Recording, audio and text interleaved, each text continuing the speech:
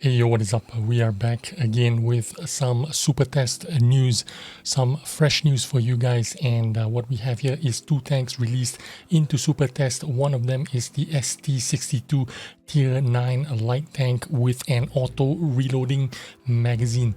And the other one is this one, the Tier 9 Latta Stridsfordon Tier 9 tank destroyer, Swedish. Now, if you guys know, I don't actually play tank destroyers, but I know a lot of people do, and this tank slaps hard. Obviously, it is a siege mode tank destroyer, just like all your other Swedish tank destroyers in the Strids family.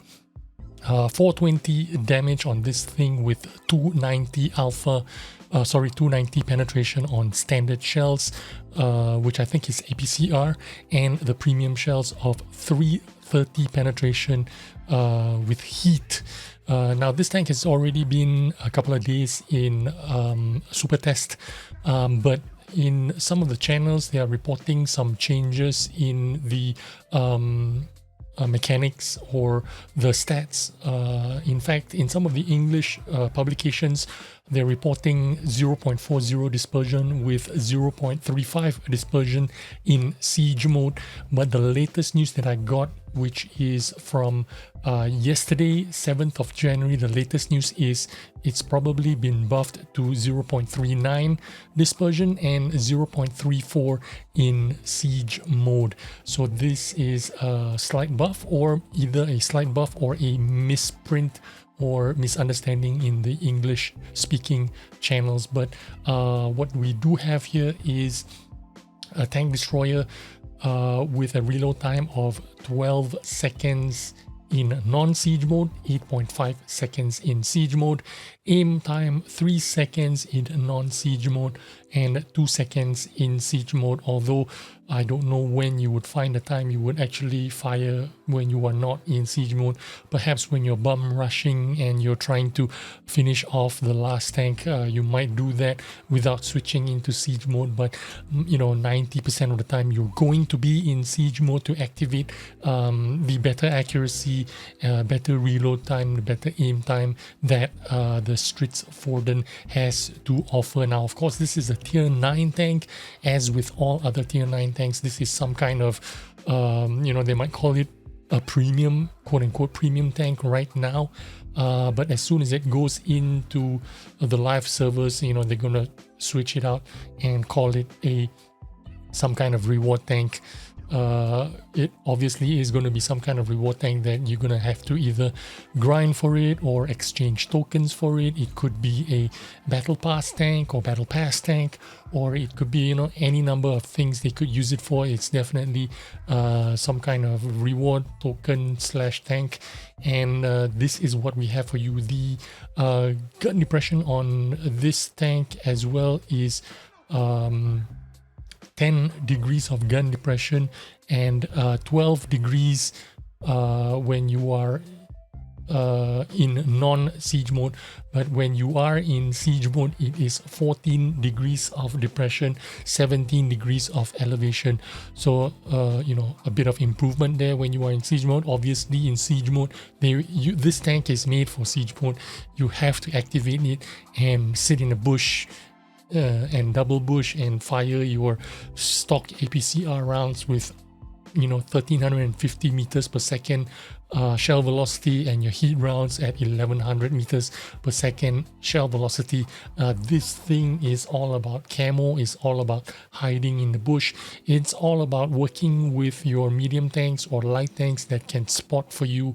And if you do a good supporting role that this tank is built for, you can help your team reach success in your games. This is definitely not an aggressive tank, not a tank that is second line or third line. You never hang around with medium tanks or heavy tanks, but often you'll find medium tanks and heavy tanks hanging around with you at the back behind the bush. Those losers, if you see them hanging around with tank destroyers, you know, those guys are up to no good. They're not going to be contributing much if they are a heavy tank or a medium tank hanging around with a tank destroyer at the red line. Now, of course, this is a Swedish tank destroyer, just like all the other Swedish tank destroyers. It has this cheese wedge shape. When you go into siege mode, you kind of get like you know, the butt moving up and down.